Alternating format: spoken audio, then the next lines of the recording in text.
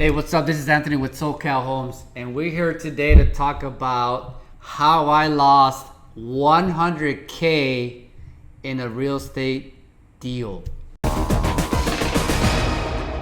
Now, many folks always talk about, and you have all your gurus talk about all the good things and how their batting average is always 100% all the time. Well, that's not exactly true. I like to talk about all sorts of deals that I've done. My batting average is probably low 90s. I've had 2 deals that I broke even on, and I had one that I took $100,000 loss. I still made a profit, but I could have made $100,000 more. So people think, man, that's so much money. And it's very relative because in Los Angeles, the real estate market's a little different and the price points are way higher than other places. So in the scheme of things, this $1 million project we had could have potentially made us earnings of $100,000 plus, but it actually became $100,000 less and we made a relatively smaller profit than we thought. Now, this 200K profit that I had projected was pretty straightforward.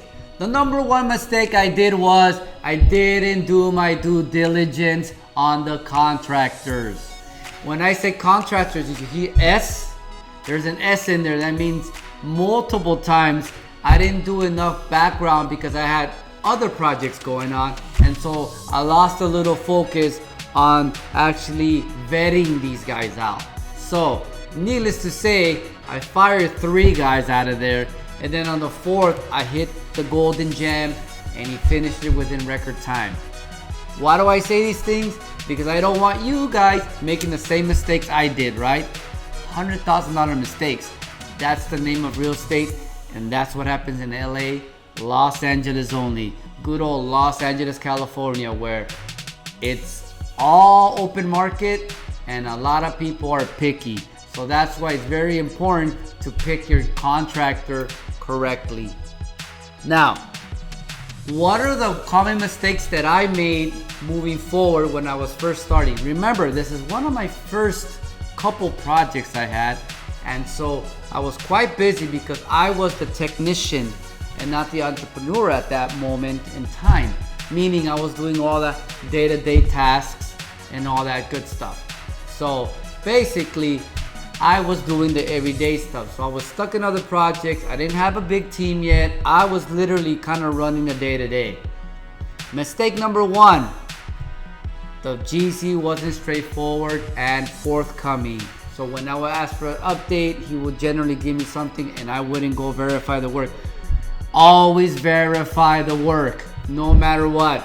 Either he sends you a full-blown video because you kind of already knew what the project looked like last week. Now you want to see what it looks like this week. If it doesn't equate, something's wrong. Okay? Another mistake I made was always be involved. Set realistic expectations from day one.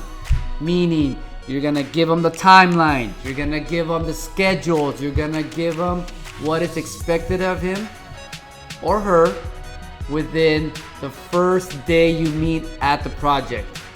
Okay?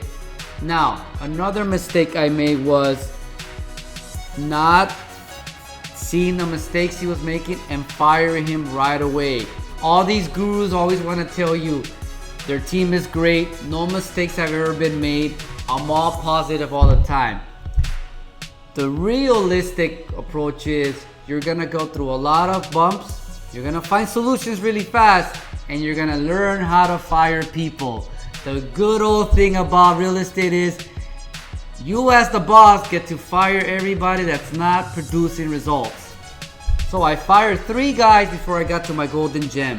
Did I do my due diligence well enough? No, and that's my mistake. So I want you guys to take this tip in stride and really do your due diligence on your contractor. Please see my previous videos on how to pick the right contractors, and you'll soon find out these tips are golden nuggets. And so you gotta always be in the know in all your projects. Always be very involved and never fall asleep on these guys, because they're following direction. You are leading by example. You must show up to the job site as much as you can. Hope you guys learned something from my $100,000 mistake. And always, always analyze your deals and analyze your GCs. This is Anthony with Team SoCal Homes. Over and out.